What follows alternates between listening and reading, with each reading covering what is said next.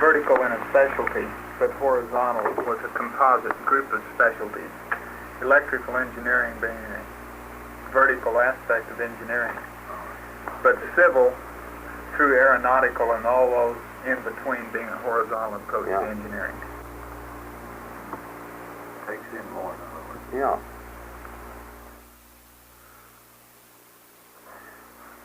I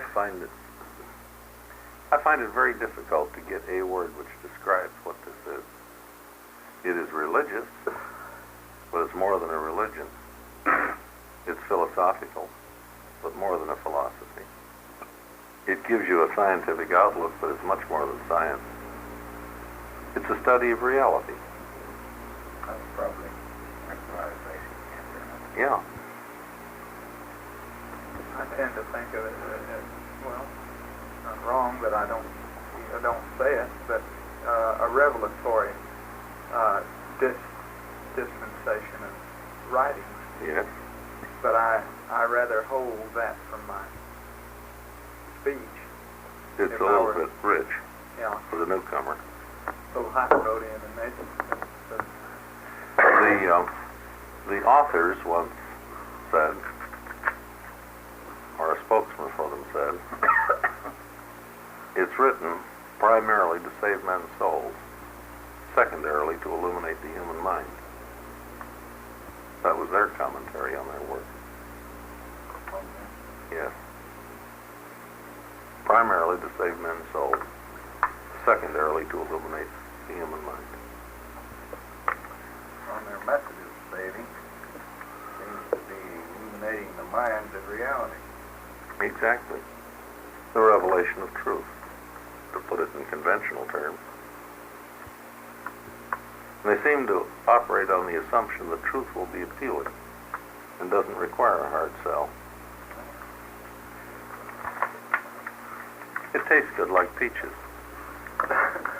with or without sugar or cream. Well, that's the most advanced study I think that's ever come out. It's bound to be just touching the tops of the life wave. Guess what page I'm open to? 1007, The Gift of Revelation. Yes. Yes.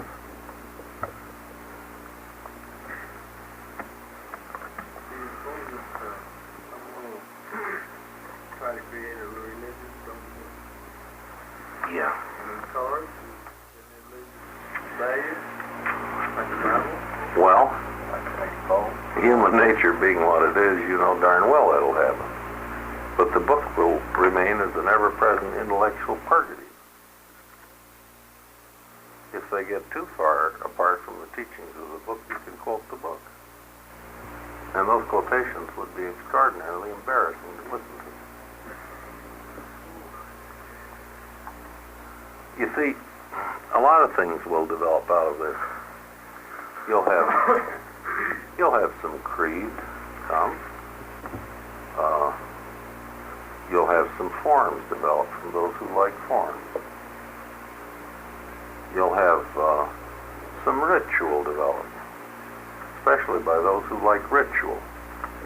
All these are appurtenances of human organization. And you're up against this paradox. You can't have a river without riverbanks, but the riverbanks are not the river.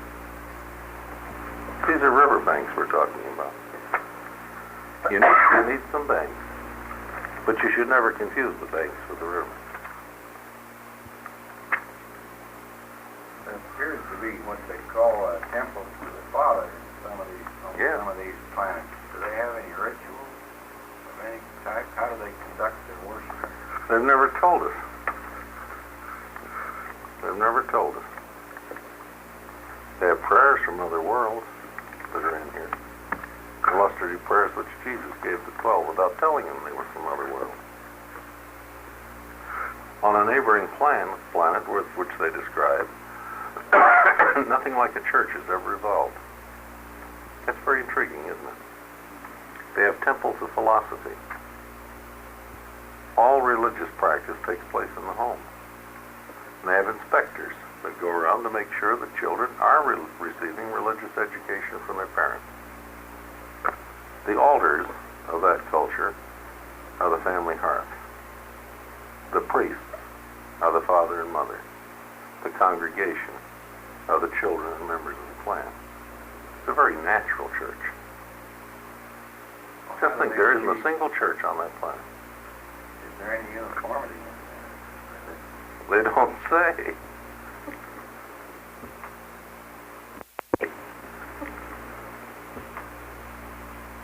Now I say this, they've got a little higher type person to work with there. They've got a little heavier dose of the Adamic blood, and they've got a little heavier, much heavier dose of the yellow race than we have. And if the yellow races are alike from world to world, this means they have greater social cohesiveness in that composite people.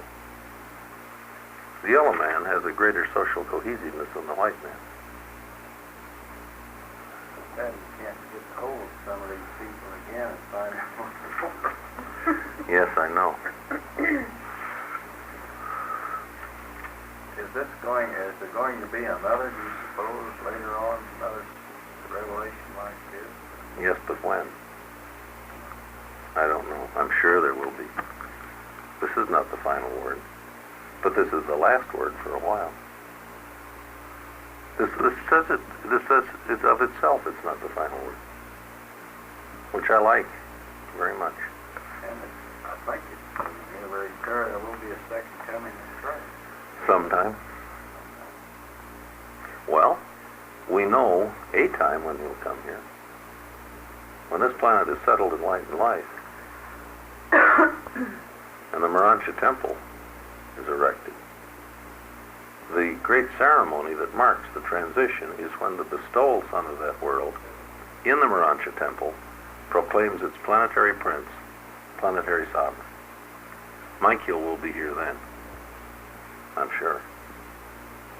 But he might come here several times. Who's going to tell him he can't? He's the local boss. I don't know, Lucifer might get in on the act. Well, don't forget this. He carries as a souvenir of his bestowal the title Planetary Prince of Urantia.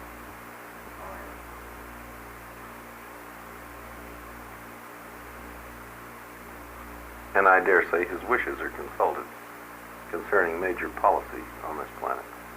Well, does he occupy space, or does he pervade all of space? Or No.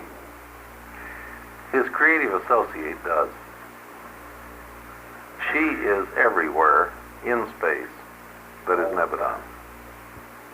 All the time. All the time. Like the old theological concept. Yeah. She pervades the local space of the local universe. Where you have her presence, that is Nebadon. Where you reach the end of her presence and leave it, you have left the local universe. She is to local universe space what her ancestor, the infinite spirit, is to all space. Michael is only at one place at one time. Like a human being. Yeah. He comes and goes. Well, doesn't his consciousness pervade everything? No, but he has access to her consciousness. Be one and the same thing. Yes. He acts timeless when he so chooses. She is spaceless in the local universe. Was he actually visible to these people that inhabit the headquarters Oh, yes. planet? To a Melchizedek, I think Michael is just as visible as you are to me, and just as real. More so, because a Melchizedek has a better sensorium than I have. He can take in more in his perception. And I think Michael will be visible to us. But probably not in the sense of form. He has form. He has form. He's not corporeal, but he has form. Very few of these beings are formless. Very few. I mean, the normal human concept of form. Now let's Looks talk. like a man, but I mean, Let's get down a little closer to us. I'll talk to you about secondary midwares. I'm on better grounds. A secondary midware is a physical being, but his body is not cellular. his body consists of a living electrical pattern. When I try to visualize a secondary midware, I try to imagine a human being. Let the skin and flesh dissolve. Let the bones dissolve. Let the organs and viscera dissolve. I want to dissolve everything in that human being except the cortex and the nervous system. Now, let the cells of the cortex and the nervous system dissolve, but retain the electrical current that pulsates over those cells. And let it be held in position because it is alive. And as long as our bodies live, they hold their approximate forms. When they die, they disintegrate. Life maintains a pattern. Now, if you will think of the electrical pattern of a human being, minus every other thing, I think you've done the best that we can come to visualizing the physique of a secondary midware. Are you with me now? Well, then he does have what in some way corresponds to our comprehension of physique. Yes, but a primary midware is not physical. That's why I picked a secondary. I can get a one-to-one comparison. I think the electricity in a midware is very much like the neuricity in a human being. Well, now, could you move through a wall? For example, ordinary material wall like the I don't think so. And I think an X-ray bombardment would be a very unpleasant thing to him. Comparable to standing in front of a machine gun to us. It's actually destructible, possibly. Yeah, I will guess this. And I think if he were willing to cooperate, we could see him with the aid perhaps of a fluoroscope. But you've got to catch one first. And they can move with the speed of light. In other words, here is a being that we're told exists just outside our range of vision. If we could see just a little more into the ultraviolet or the infrared, we would see these midwares. They're physical. Well, they are secondary, I understand, at least, are more or less earthbound. Huh? Yes. Now, wait a minute. If they can move at the speed of light... But don't they have a compact that they won't leave? Yes. That must be it. They promise not to leave. They can attain escape velocity and nothing flat. They agree not to leave it. Yes. A seraphim has a pattern. This is not a physical pattern. It's a spiritual pattern. This seraphim has a location but is not in space.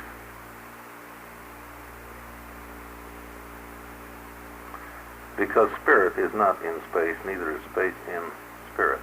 But here is a real bona fide pattern which, when we have reached a level of development, will impinge on our sensory mechanism, such as it is then. And this will be just as meaningful to us as when we see a friend coming down the street and recognize their features and break into a smile and see them smile and say, "Hi, Joe."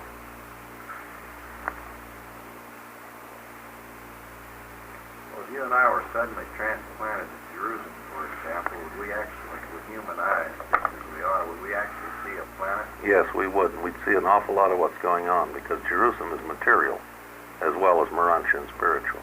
Yes, we wouldn't be out of place. We could breathe the air and drink the water. No, we would sense that there were some things going on that didn't make sense because Helen would suddenly, let's say she's a Morantian, she would suddenly get up and start a conversation with somebody we couldn't see. But Helen be an Adamite. And we would say, well, wait a minute, how come? Well, you don't see him there. No, we don't see him. Well, that's too bad. You've got short-range vision. I can't prove to you that there are radio or TV waves in this room, but I got an instrument here I can demonstrate it with, and we all know it is demonstrable, so we all believe they're here, right? We could perhaps get a mechanical device on Jerusalem, which would enable us to perceive some of these beings. Now, there are beings which would be perceivable to us as material creatures on Jerusalem. We'd see the atoms, we'd see the spornegia, we'd see the material structures. We wouldn't see the Merantians. Well, now these so-called these temples and buildings that they talked about. We'd see that in their material. Oh, that's another question I've been wanting to ask somebody. These spiritual beings are supposed to inhabit buildings. Well, now, not all the buildings on Jerusalem would be visible to us. Some would. Some would not. We would see the material vegetation, but not the Merantia vegetation. Already the most material vegetation. Yeah. Jerusalem's a good one to pick because we wouldn't be lost on Jerusalem. There's enough that's matter up there as we understand it. We could be accommodated. We could be fed. We could live there. What? Rivers? Wouldn't you see rivers and lakes Yeah. and mountains Mhm. and minerals that we... If it were permissible, you could be dematerialized, transported by seraphic transport, rematerialized on Jerusalem, and wake up and maintain a rational, sane existence. I mean, is that possible to materialize a human body? Yes? Would be possible. Yes, this is technically possible. It would not be permissible. But you could go there, and you would be rational. Your eyes would work. Your ears would work. You would quickly sense that there was a lot going on, though, that was over your head. You weren't getting all the points to all the jokes, see? But you get the points to some of the jokes. Now, conversely, if you were suddenly transported to Havana and waked up, they'd have to give you oxygen in a mask, and nothing would register on your sensory mechanism. You would simply be a self-conscious being deprived of all external stimuli in Havana. It wouldn't last long. No, you'd go out of your mind. Would your feet be on a material sphere? Yeah, but it wouldn't feel material to you. It's triada. It's a different organization of men. Let's talk about Jerusalem, about Edentia. On Edentia, you'd have trouble. You've gotten a little too far away. The physical features of the planet would be real enough, but they'd have to import your food or make special provision because they normally don't have physical creatures up there. Not that we know of, unless they have spornegia up there. You'd have to be housed with the animals in order to get material housing. On Salvington, your troubles would increase. I think most of Salvington would be beyond registry, but not all of it. There are material aspects to Salvington, but not many.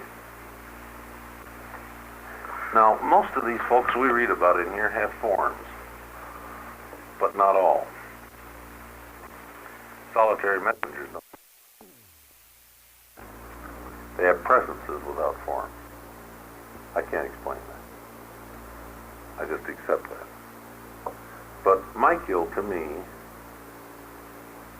I project him as a being who will look kingly when we see him. He will look majestic. And whatever shape he has, it will be as meaningful to us as the shape of a dignified, kingly-looking person here on earth. We will so interpret. Whether we see all of Mike, whether we perceive all of Michael or only a part, I don't know. We may not perceive him completely, but we will perceive him adequately to know that here is the Creator's Son. Now, as you go up the line, you never lose your ability to see, perceive anything you once could perceive. Let's say that at sunset today, perched up on top of the highest radio tower in Oklahoma City, there are two beings. One, a divine counselor, the other, a mighty messenger. The mighty messenger is a one-time human being who's made the paradise ascent, entered the core of the finality, and because he was rebellion tested, after some interval and experiences of finality, he's withdrawn, embraced by the Trinity, commissioned in the super-universe service. Divine Counselor also is an officer of the super-universe government. They're perched up on top of this radio tower. It's a cloudy day, broken clouds. It's one of the most magnificent sunsets that's ever happened around Oklahoma City. It doesn't mean a bloody thing to the Divine Counselor, but the mighty messenger sees it with the same keen aesthetic appreciation as we see. He's never lost his ability to perceive any of his former levels.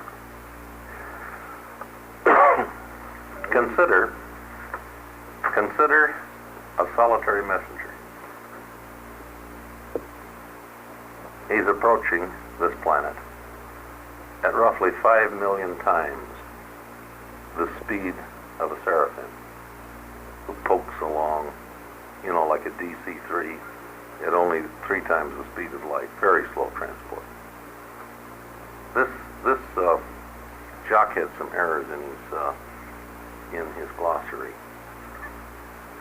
and he hadn't done his mathematics.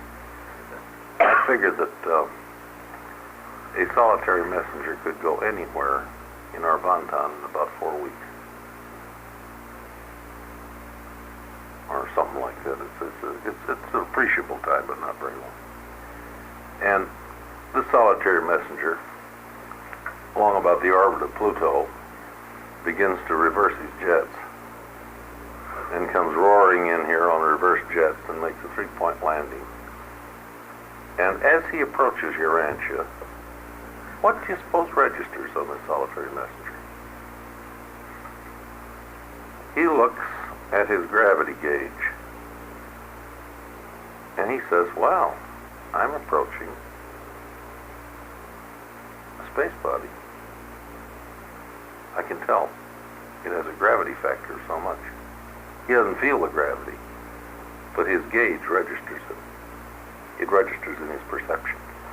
And as he draws nearer, he sees fireflies all over this planet in a globular shape. Because the only thing that he really perceives on this planet that's related to human beings are the thought adjusters. He can tell where we have cities because the fireflies are all clotted together there. He doesn't see us, only sees the adjusters. He can tell where we have oceans, maybe, or deserts. Very few fireflies. He can see the whole population distribution of this globe with the twinkling lights of the divine luminosity of the indwelling justice. That, plus a gravity measurement, is all this planet means to him. Now he's an intelligent solitary messenger, and he deduces, this is another one of the planets where mortals live. My friends, the finaliters, this is their cradle down here. He knows finaliters, and they know him. And he knows he is looking at a finaliter hatchery. And that's probably what he calls us. Another finaliter hatchery. A nursery world for finaliters. Now look, we're romancing this, but this does us good. It helps us try to see how different things must look to different beings. I like to think of him roaring in and about the orbit of Pluto. He reverses his jets. And if you could hear him, I'm telling you, that's a titanic roar. 5 million times the speed of a seraphim. Three times.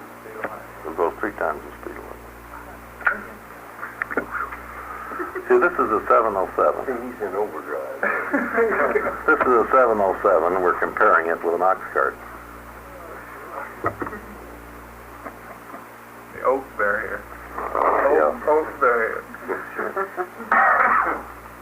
He could travel even beyond all the universe. Oh yeah, and it does. It does. He could cross the quiet zone between the Orbanton and the first outer space level in about 4 weeks. That's about 400,000 light years. He could get through the first outer space level in about 10 years. Now the second outer space level, that's going to slow him down a little bit because it begins to get real big out there. Real big. Of course, I guess we could get no conception of that. Presumably, you could go forever in any given direction. What we consider forever. You do better in the horizontal direction. I think you'd bump into mid-space if you went vertically. That wouldn't affect him much. Yeah, I think that stops him like anything else. Yep. It resists his motion just like any other motion. But they do travel into outer space. Because the mind circuits of the infinite spirit go out there, and where those mind circuits go, they can go. Well, that's where these new universes are apparently already out there working on it.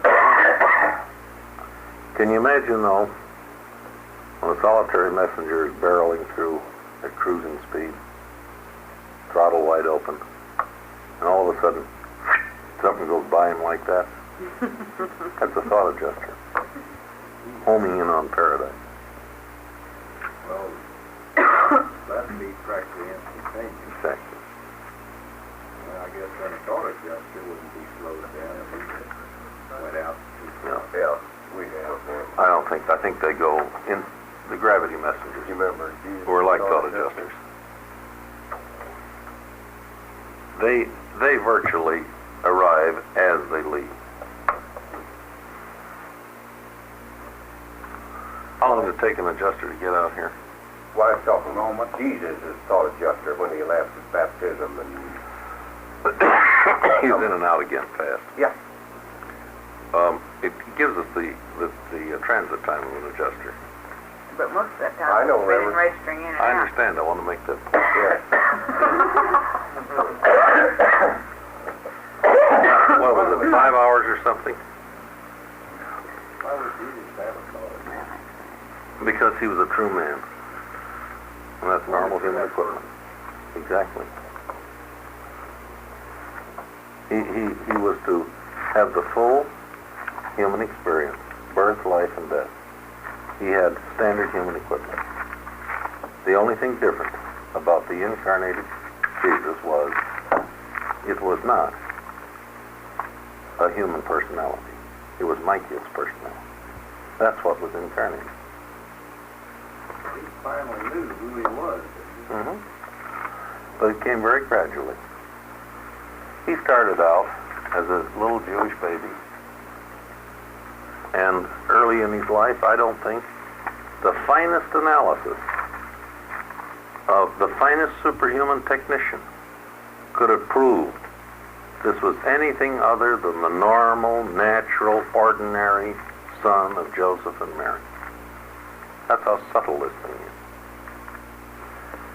Somewhere, and I'll pick the age 10, there were rumblings. The thought adjuster began leaking into the superconscious level of Jesus' mind, the soul. And there was seepage from the soul into the human mind. Yeah. By the time he was 11 or 12, out walking with Joseph, for the first time he gave expression to some thoughts that he was a little different. That's the first evidence we have, but seepage must have occurred before then. He had a shock experience in Jerusalem, time that you begin to be about your father's business. That little boy's mind really went to work on that one. When he was 15, they quote one of his prayers out on the hill, back of the house, where he said roughly, "Father," he said, "I'm not so sure what I've been to you, or what we've been to each other. But one thing I'm just plain certain about. I've always been subject to your will." But concerning his relationship to God, he was very uncertain. This is a growing revelation taking place in the mortal consciousness of the human Jesus. The only way it could take place, it has to come slowly to a human mind. And for the rest of his life, until his baptism, this knowledge of who he was began to expand, continued to expand in his human consciousness. And the story was completed within the limits of human comprehension at the time of the baptism. And that's why I think he went away for 40 days to think this whole thing over. He had to get acquainted with himself. And that is when the rapport between the divine mind of Michael and the human mind of Joshua ben Joseph was complete. There was no adjuster anymore. The adjuster was personalized. Had he been an ordinary mortal, he would have fused then. He was ready for fusion. And for the rest of his public ministry, he's a puzzle. And the midwives say so. Sometimes he acted strictly in accordance with the content of his human mind. Sometimes he availed himself of the contents of his divine mind. And sometimes they say it's just flat confusing to try to figure out. For example, when he performed the miracle. Well, here, at Cana, he was operating on the human level, or Mary would never have trapped him with her emotional appeal. I don't think the divine mind of Michael was so surprised, but I think the human mind of Jesus was simply appalled at what he'd done, because he was the only person at the wedding feast of Cana who knew there was going to be no miracles wrought. Everyone else was sure there'd be one, but he knew there wasn't going to be one. And then one happened on him. It took over 5 hours. Yeah. And it says, virtually all of this time is occupied with registration on your Versa. And then right over here it says, it is a fact that adjusters traverse space over the instantaneous and universal gravity circuits of the Paradise Isle. Instantaneous. No.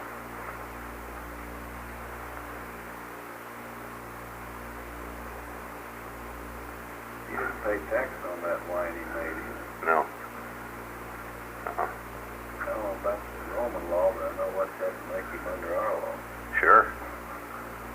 He'd be in trouble with Internal Revenue right away. Some of my good Baptist friends have some fun with it. Oh, the making of the wine? Well, we have an expression in Oklahoma that refers to people who make wine without paying tax. You can make it for home consumption, can't you?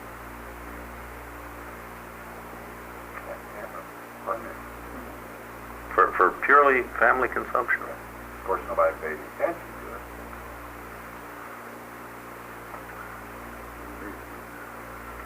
That doesn't seem right.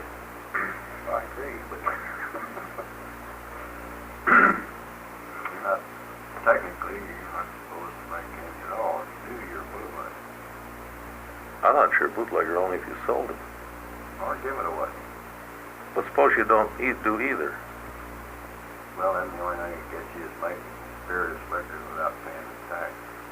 But you don't make the Without spirituous light. liquors. God produces the fermentation. Well, you got a point there, but I'm afraid that this court wouldn't buy it. You got a point there. We'd be fun to defend that case, though, wouldn't it? You know, it'd be fun to just make it and leave it in the bottle, never touch it. You don't sell it, give it away, or drink it. You just make it for kicks. Might not even be making it since you make it.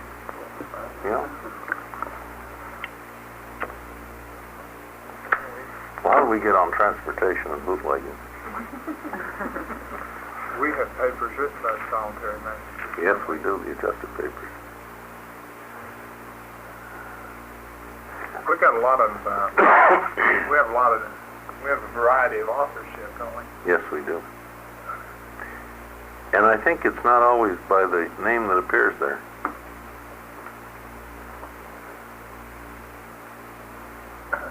Because we don't know all the authors of the papers, I think. Well, let's say that they call in an expert to write a paper, but he's not included in the people that are revealed in the papers.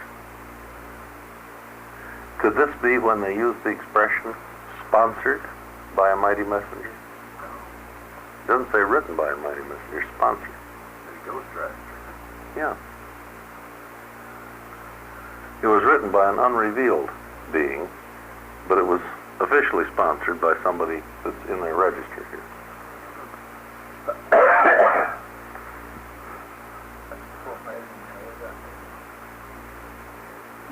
Because they use different expressions. They say indicted by, presented by, sponsored by. And I've pondered the terminology. They're fairly careful. Well, by the way, is this common on all the world to get these revelations like this? I don't think so. I think this is quite different. Not unheard of, but very unique. Quite scarce. Here, visualize a normal world. Let's do a little more fantasy.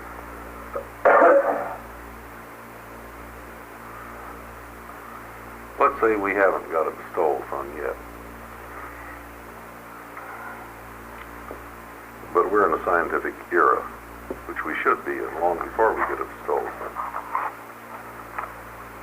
Somewhere over in Palestine is a great university city. The city of Eden. And in the mountains on beyond is an older city, the city of the prince. People compete for Eden scholarships. It's one of the great honors to win an Eden scholarship. Can you imagine the excitement in the Dilworth family when young Jerry wins his Eden scholarship? He is a freshman.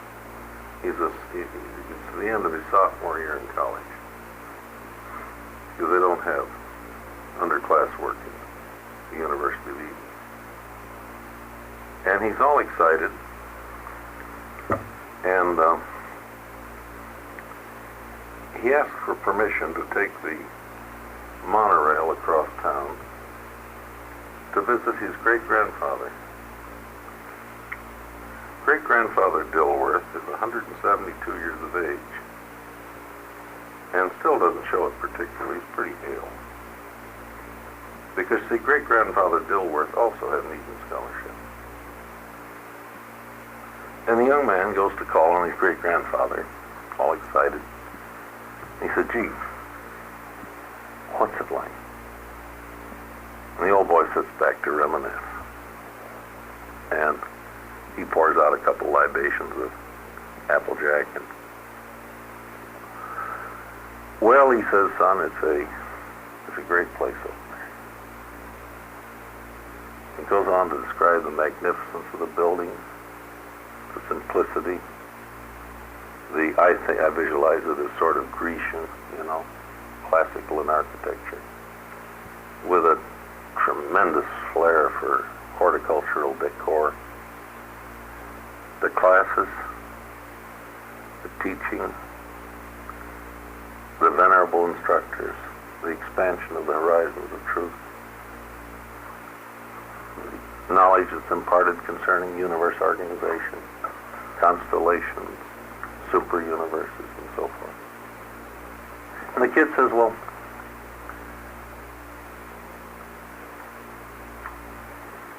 But Adam and Eve, are they still there? Oh, yeah. They're still there. You'll find them. And they're still young. They don't die. No. They're in their prime. And the old gentleman says, when my grandfather studied in Eden, they were in their prime.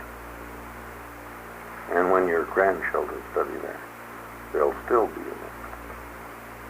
What are they like? Oh, so gracious, so understanding. We all carry their blood. Now, here is a factor in social stability. Here's a factor of encouragement in faith, which Jesus recognized. The other end, please. I hate to hear people scream. When he said to Thomas, Thomas, you have seen, hence you believe. But blessed are those in the ages to come who will believe, though they see not. This world has some guarantees of faith, some evidences of things unseen, which we completely lack. Hence, the exercise of faith on an isolated world is a more testing thing. Now let's go back to Johnny and his son, and the rugged life versus the sweet life. And the old boy says, but son, he said, over the mountains, beyond, on the Gulf, there's another city. And he said, our histories tell us that this city was incredibly ancient when Eden was founded. You must visit this city. This is the city of the prince.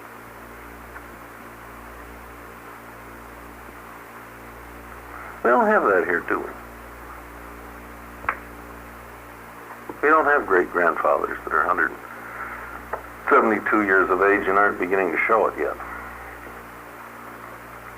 It's a little unusual because past 160, they tend to pick up a little gray hair. But great-grandfather Dilworth was always young looking in appearance, even when he was a young man in his 90s.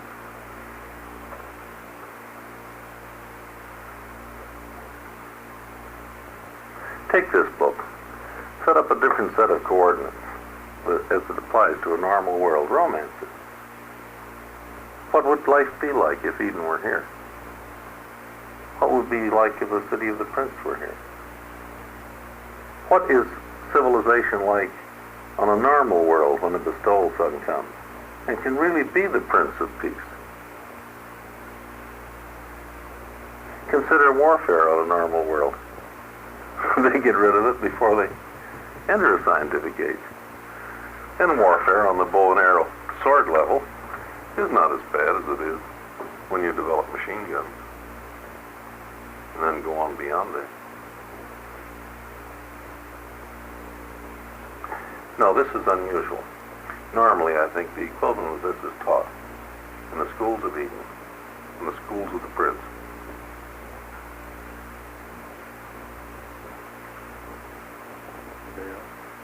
Grandfather Dilworth had experienced war.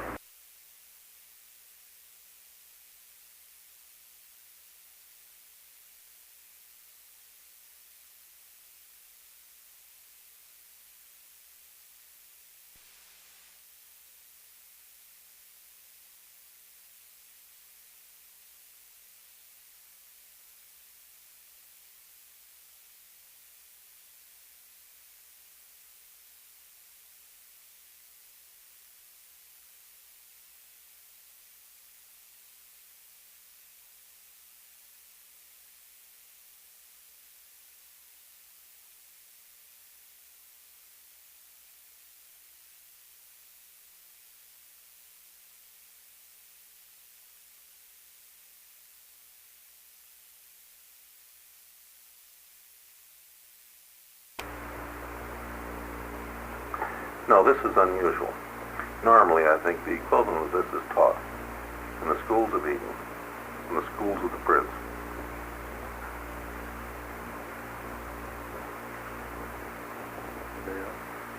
Grandfather Dilworth had experienced war himself, or just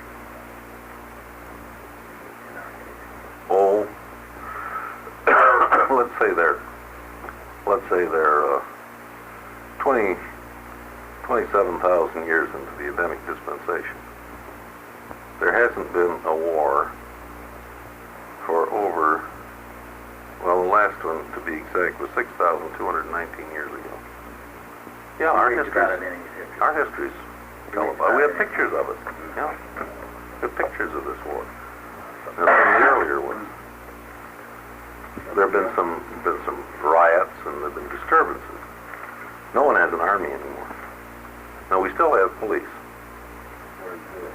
on this hypothetical world we're on. normal world. A normal world.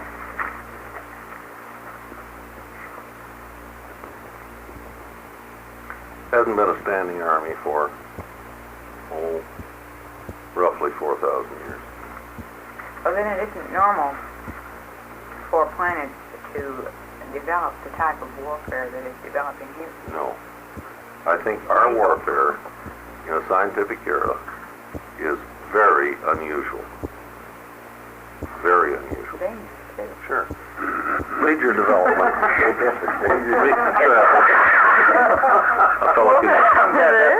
A fellow can get killed in one of these. Very, very violent statement. Generally, warfare dies out fairly early in the Edenic dispensation. Well, would there be actually a possibility of intervention if somebody goes off the deep end and gets ready to push one of these buttons? I'll give you my personal opinion. There are only two things sacred on a planet.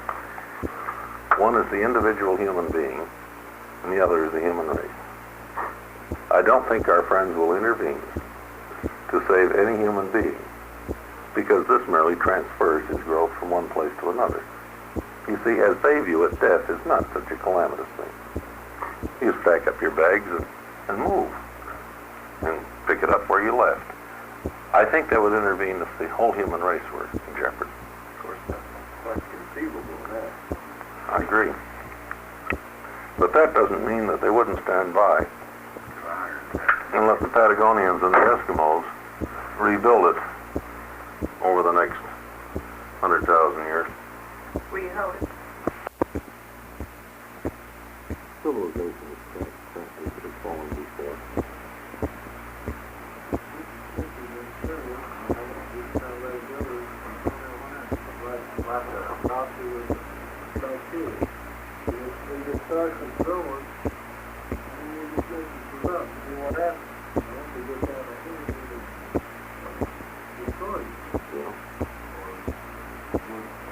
Always remember, from their perspective, it's not too important whether you live a long time or a short time on this world, so long as you make those decisions which ensure that you wake up somewhere else. They must look at it pretty much like, are you going to, are you going to move between grammar school and high school, or between high school and college, or between college and your postgraduate work? Are you going to move to another city, like to the mansion one? So if you're too young even to think about where you're Then they give you a break. going. They give you a chance to make that decision. Everybody gets one square chance to make one undoubted decision concerning God for or not. If you haven't had time down here, take up the adjudication of your case right at that point. Table it and give you the time.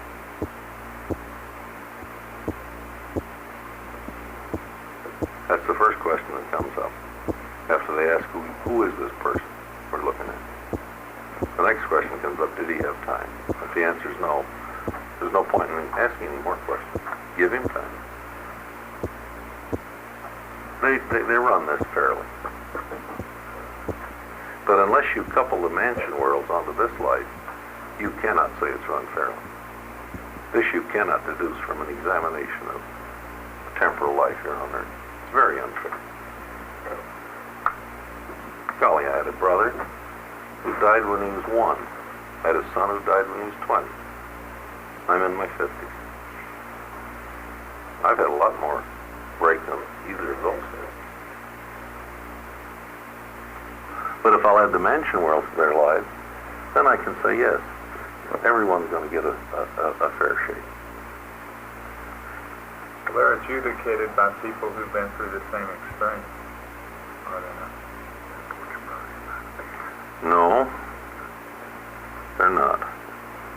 They're adjudicated in the last analysis by the representatives of the Paradise Trinity. And that represents absolute justice. Well, only the ancients of days can use the distinction. Right, in the last analysis. They are the deputies of the Trinity in time and space. That's the Supreme Court of time and space. There is a higher court, but it's never functioned. For an offendant? No. There are certain beings that are exempt from the jurisdiction of the ancients of days. And if these should ever go astray, they would be adjudicated by the 7 Master Spirits. But the High Court of the 7 Master Spirits has never convened. The question has never come up. But theoretically, this is the highest court. It just has never functioned. Well, the Master Spirits are actually the superiors to the ancients. Yes, they are. Yes, they are. Collectively, they equivalate to the Trinity on all sub-absolute levels. Well, then in turn, the Supreme Being takes them over. No, he merely would represent the Trinity on the finite level. He doesn't take over their function, though.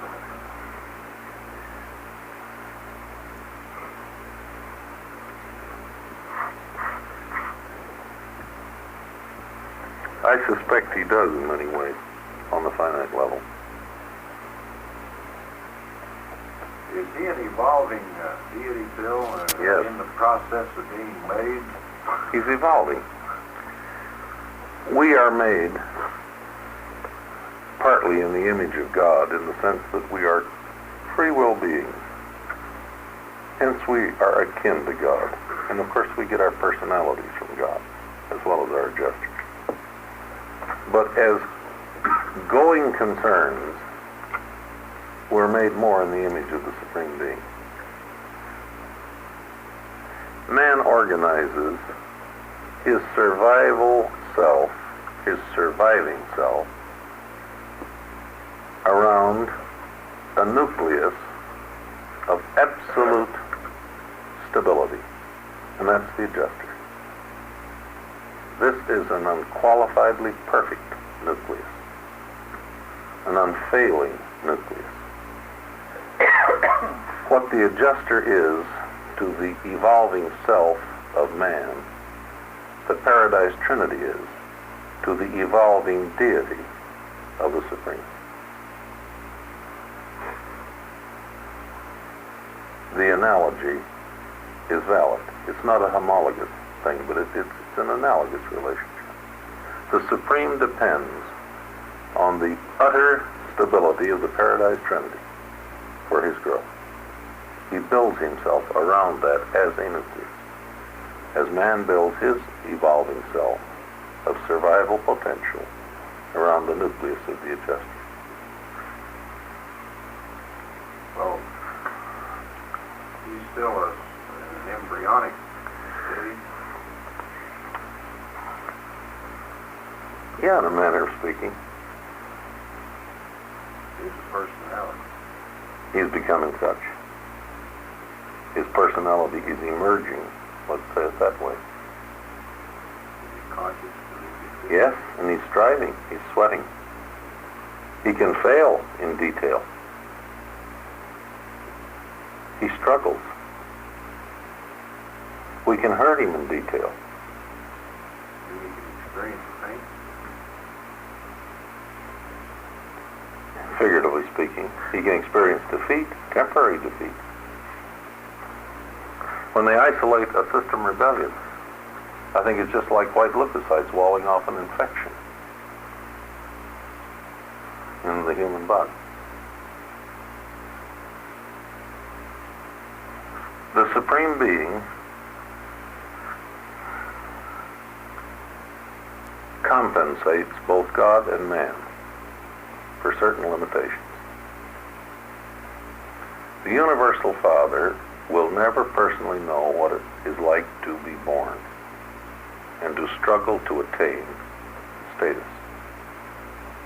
Through the Supreme Being, he vicariously experiences this exact adventure.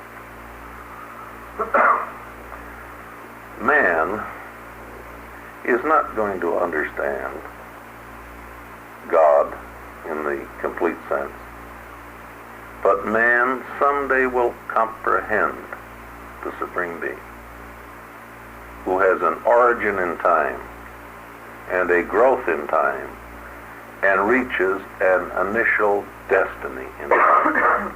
This is comprehensible. He takes over all the super universes. Yes.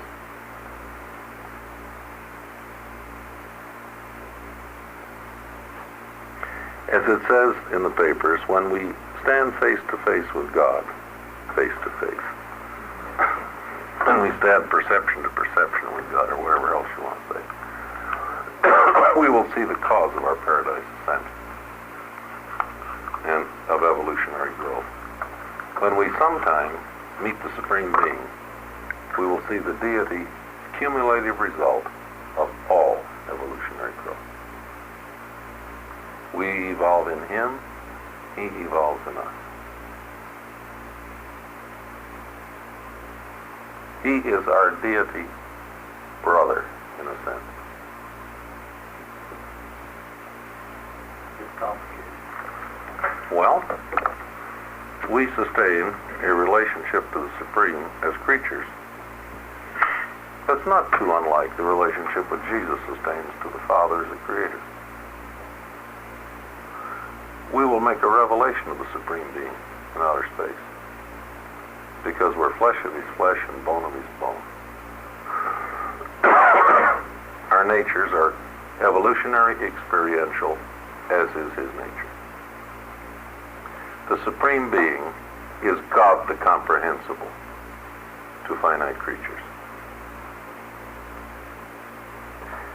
He deals with us as a total. God deals with us as individuals.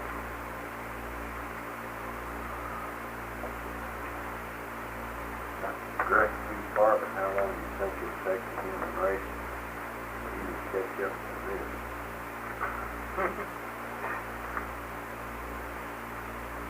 500 years. 500 years? But I think it'll be on first base in less than 100.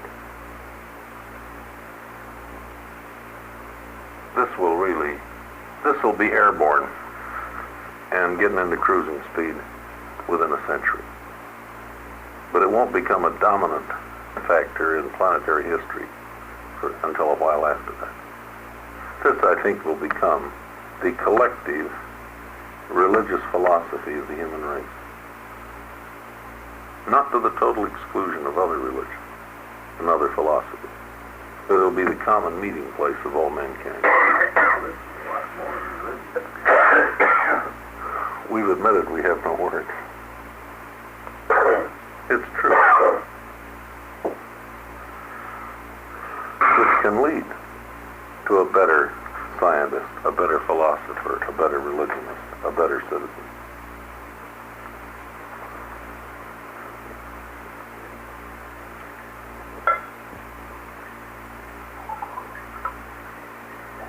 Well, 500 years is a short time. Yes, Sure is. When you take in the whole planet, it'll grow geometrically after it gets going. So anything's always a slow starter. Right. In 1925, there were 57 75 people. Now, this is 30 odd years later. There are 4,000 to 5,000 books out. This means that many exposures at least. Selling over 400 a year now. Mm-hmm. But the media, how many inoculations? Well, I don't know, say 1 in 10, 1 in 20. But we keep exposing people.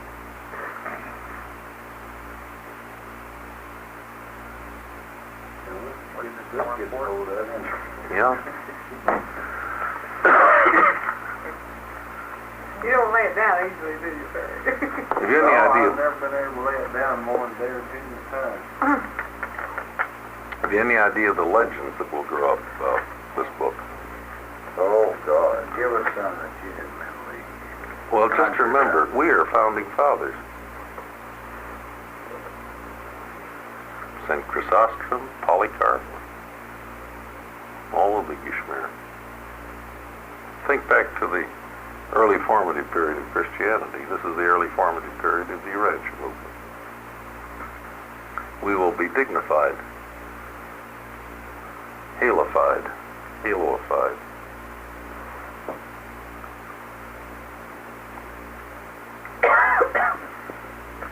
Anybody gonna get crucified? They do it differently in the 20th century. 15-story building and windows coincide.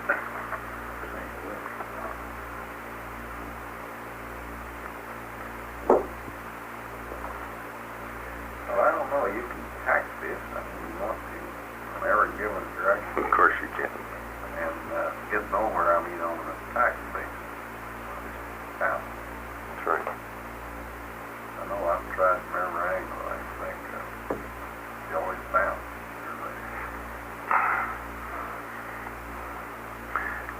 It tastes good to me. It goes down, I don't gag anywhere.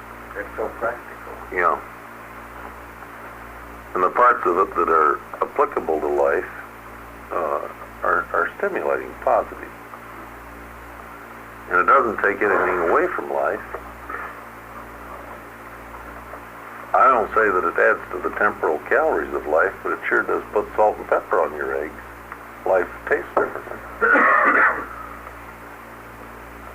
Well, I think it states in here pretty clearly that God actually pays very little attention to our everyday life, other than decisions. That's right. Whether we eat or drink, poor or rich, or maybe like that. It's such a short time here. Such a short time. We think it's long, but it's not, as they view it. 363 days. Yeah. But from their perspective, I would say that they regard this as an incubator in which we hatch out, look around, orient ourselves, and die. It's that fast. We're gone. We wouldn't have a very long life to a Secondary. solitary messenger. would we? No, or to a secondary midware. He thinks in terms of 30-odd thousands of years. The primary thinks in terms of 500,000 years. The seraphim might think in increments of hundreds of millions or billions of years.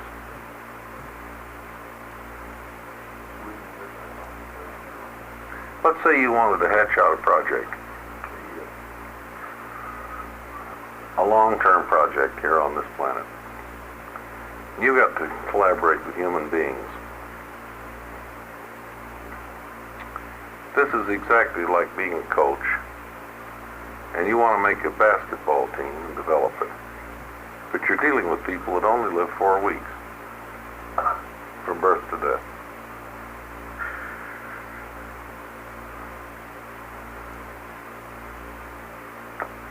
facing almost impossibility. Yeah. It'd be wonderful. You get 2 or 3 generations hooked up. You know, you get maybe a 90-day, 100-day span in there.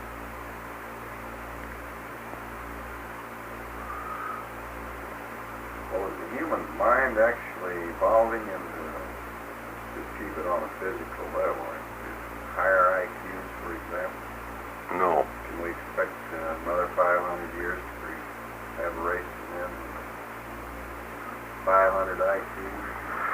Only if we attack it genetically, I think. This could happen in the next 500 years if we don't collapse through the lack of brain power.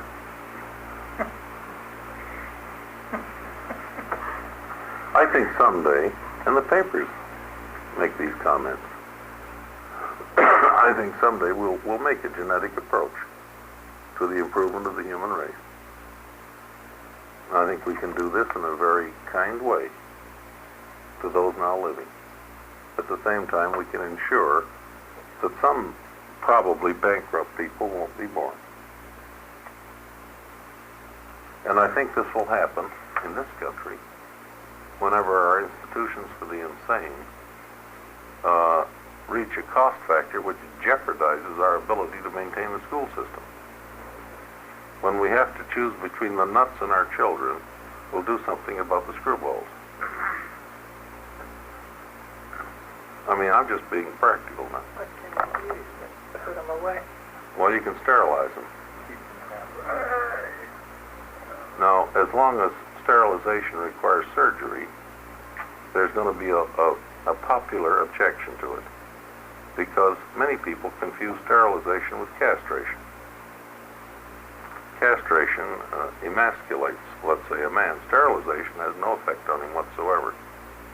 He's just as much a man. I had a friend of mine years ago, a biologist at the University of Chicago. His wife had a narrow pelvis, and the first baby darn near killed her. And they were warned never to try to consummate another pregnancy. Well, you can imagine their marriage relationships with that sort of Damocles hanging over the nuptial couch. So he had himself sterilized. And I asked him a year or so later, I said, what effect did it have on your sex life? He said, apparently I'm more virile. Well, of course, this could have been psychosomatic. I mean, they get rid of their fear. Now, when this can be done by radiation, the popular objection to surgery and the knife and mutilating will be gone. And this may enable us to take that hurdle. Well, X-rays will do that. I imagine, but they're dangerous too, X-rays. Yeah. They haven't controlled them yet. They'll tell you. They can fix you. They're not down to a fine point. I mean, No, the X-ray technicians wouldn't wear that X-ray badge on them, because when they've had enough, they stop. Yeah. Bill, you're speaking of the mechanics of it. There's Yeah. something that has to herald the mechanics. And when will we achieve that? Whenever That is a psychological approach. whenever we hurt in the most tender part of the human anatomy. I'm talking about Here it is. The cost of taking care of the nitwits. By the way, you have the exchequer among these high beings like this. Are there any over-controls on finance? That'll be You mean legislation? Economics? My They- thought on the is that what thing you is, mean? though, is who's going to condemn who? I think one day we'll know more about genetics and heredity. Now look, any society which says you can deprive a man of his life for certain misdeeds certainly is inconsistent if it refuses to say you can deprive a man of some of his prerogatives. As long as we have capital punishment, we swallow the camel. Why choke at the gnat? Well, actually, under our Oklahoma law, you can have a man sterilized right now. Any specific cause? Usually in criminal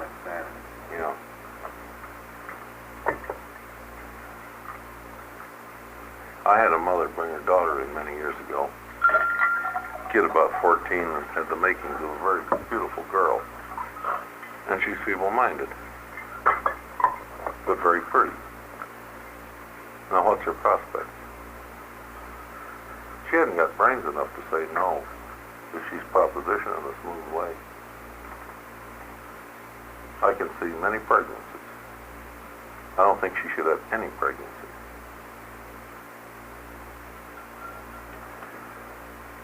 Let's say that you have here an individual who is a public charge, can't hold a job. We've tested his mental horsepower and he hasn't got any. He's feeble-minded. His mother was a prostitute. His father was a hobo. You go back into his grandparents, you get the same deal. You go into the great-grandparents and you know these things, you got the same deal. You know 5 of the 16 great-great-grandparents, you get the same deal. You know 2 of them in the earlier generation, you get the same deal. I say, let's take care of this human being, be nice to him and so forth, but let's not have any more like it. Let's lift the burden from the backs of our children. Does that seem reasonable? It all seems reasonable and it seems logical, and I would be for it. But we'd have to progress a lot further intellectually than our society has now to keep it from getting clear out of hand. I think this should be done by court order only. And again, if a judge, if society says a judge can imprison a man for life or kill him, this falls within that range. Well, after all, he's just going to raunchy land anyway. He's not taking anything away from him.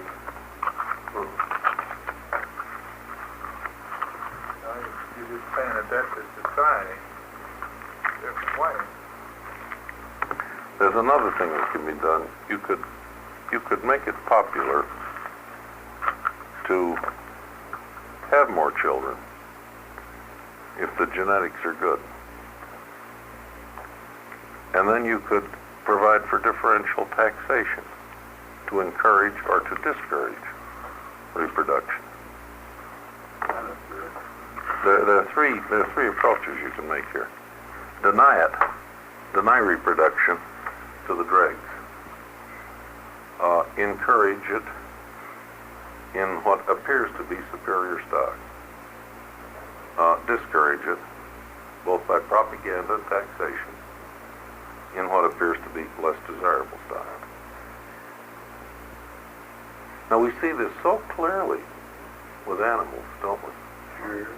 We understand genetics at the animal level, but we're plagued with, I think, some false sentimentality on the human level. I do not believe that every human being has the undeniable right to breed without end. I'm playing with emotionalism, Sure. rationalism. I believe it's generally agreed that the so-called population explosion produced the extinction anyway. Sure. There's no hope for religion in overpopulated areas. Because if it's a question of do your children eat or do my children eat, we are not going to be altruistic toward each other. We might conceivably be big enough to share with each other. But would you want your children starve?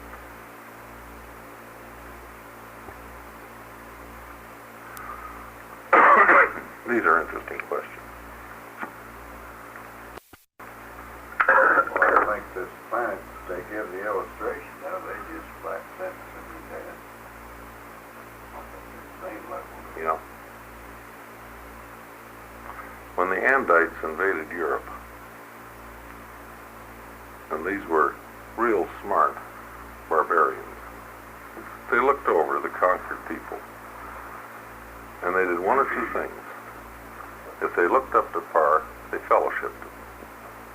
If they didn't look up to par, they initiated them into the happy hunting grounds. They held them under water till they drowned. They got rid of the inferior-looking ones and they adopted the superior. Those are our forefathers. They baptized it. Yeah, they baptized it. Face that. Long, for a long count. That's right.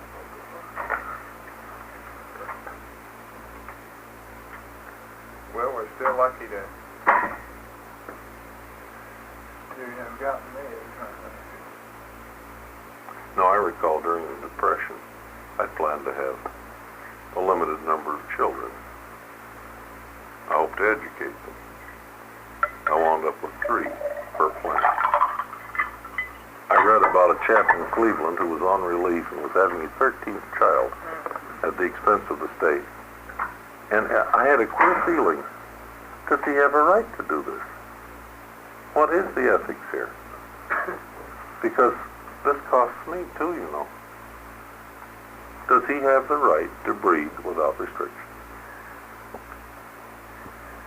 I won't attempt to answer that question, but I jolly well have a right to ask it.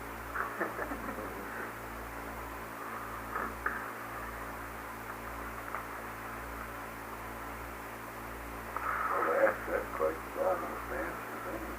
Sure. I don't think he does.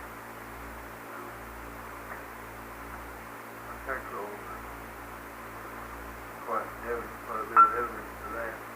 Well, in my profession, for example, we always see the same group as far as law and justice. And on this, you go over here in certain sections of the east side of town, and you find these women having babies for one purpose. Increase the take-home pay. They have any number of different fathers. Their testimony sometimes is humorous. But they keep adding to their income that way. Sure. It's a method of getting additional income. See, we've upset the checks and balances of nature.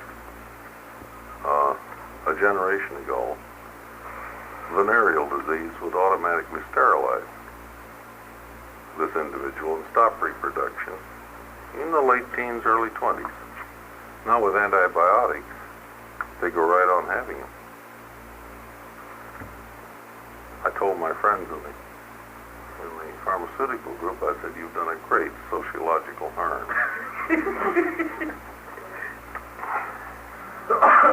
Oh well. We come back to Johnny and Johnny's son. There it is again. Let's talk about the book for a change. Oh, and that's... I think the word suicide is mentioned in this book in one place.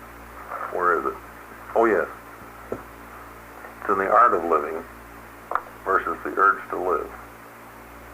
Somewhere about the cause. Would that constitute an irrevocable decision? I noticed they, in the one connection, which is referred to as just in a passing remark, not directly. Do suicides survive is the question you're asking. I don't know. Now, religion gets a great deal on that. That's right. Conventional religion considers that a form of murder. Self-murder. There's very little, although they go very deeply into survival and the survival decisions. At least as far I've only found it mentioned in one place. Any direction. I don't think we can answer that question. What was the motivation of the suicide? The morality of an act, after all, is determined by its motive. The act itself is merely a fact, a factual happening. Well, take it to form. Well, they have arguments again on euthanasia. That was the point I was going to make.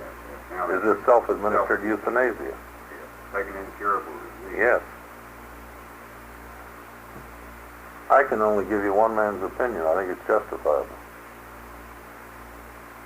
Well, and of course you have this situation like the old frontiers where they used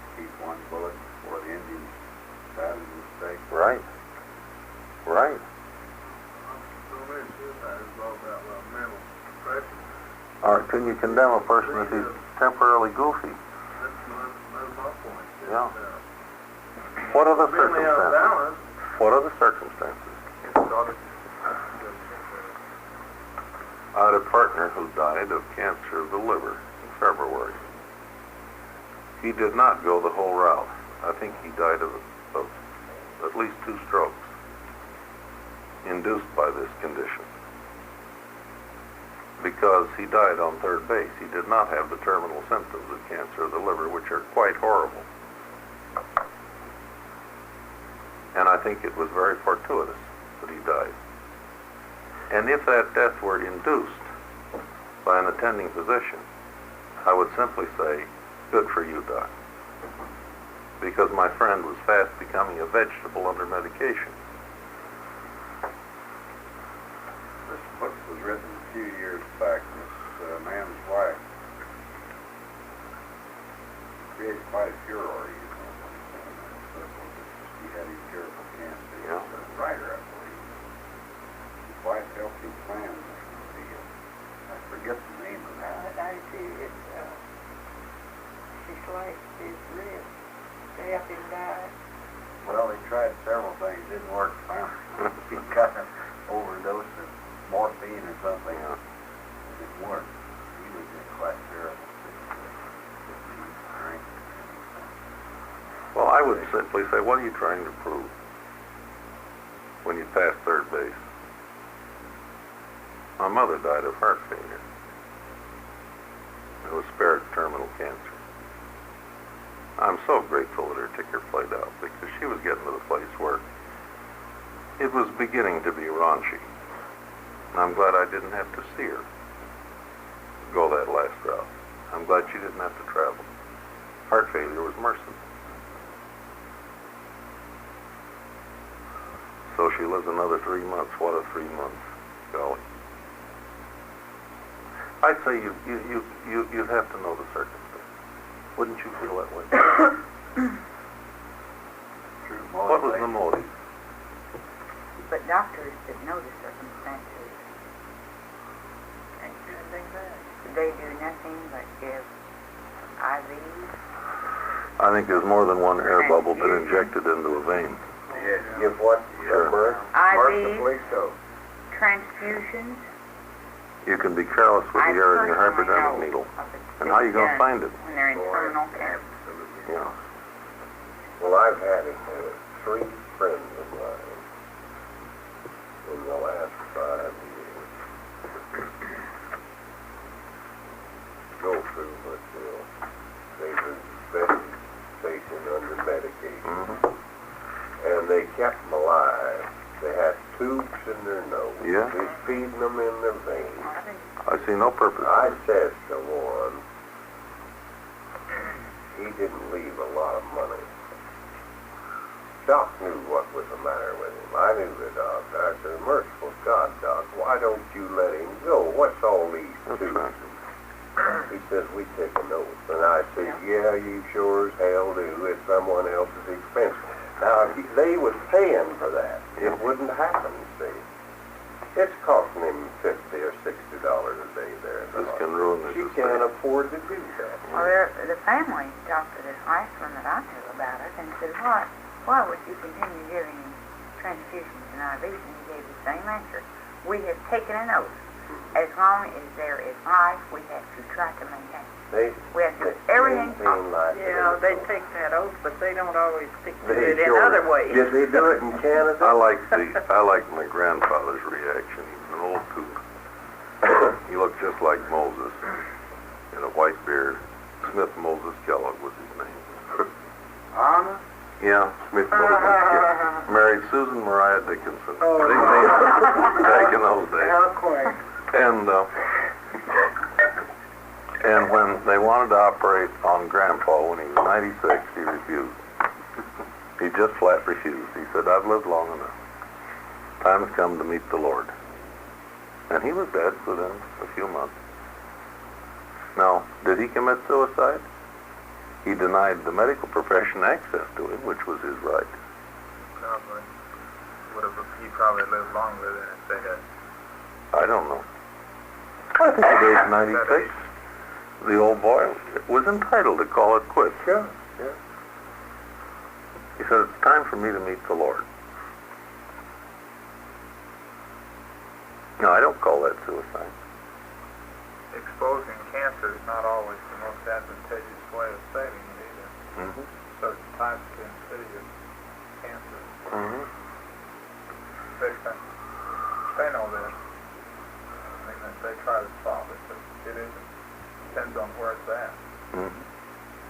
If it's thoracic or abdominal, it certainly is. There's no answer. There's no easy answer to that question. I think you ought to get some of these life carriers on the cover.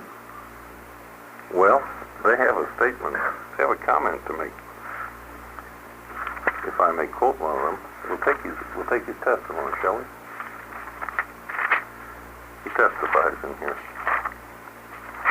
It's very gently done.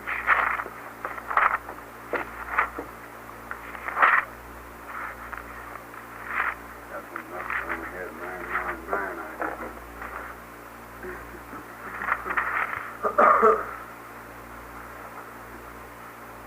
No, but it isn't in this picture. No.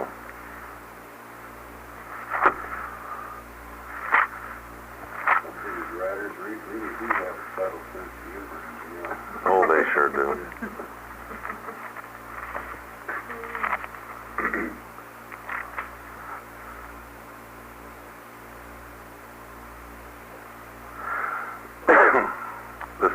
We'll take the life carrier's testimony.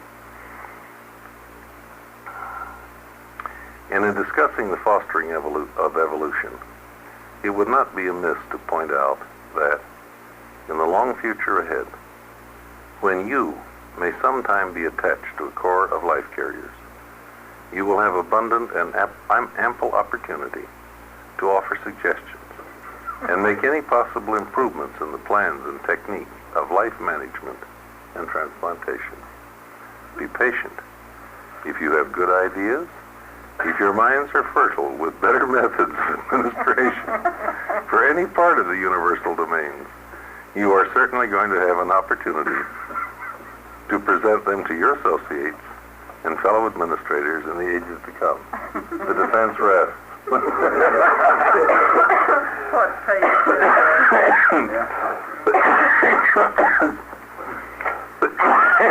734. That was an anticipatory statement on Paragraph 5. That's beautiful. What did I get into here? Page 734. 734, paragraph 5. The solid justice has any control over, when you go back talking about suicide and mental pressure, they don't have any control over it all. Remember, if somebody just, They can only everyday living gets too much for them, and they can only influence. They can't control. If a human being could be likened to a sailing ship, then the adjuster is a pilot.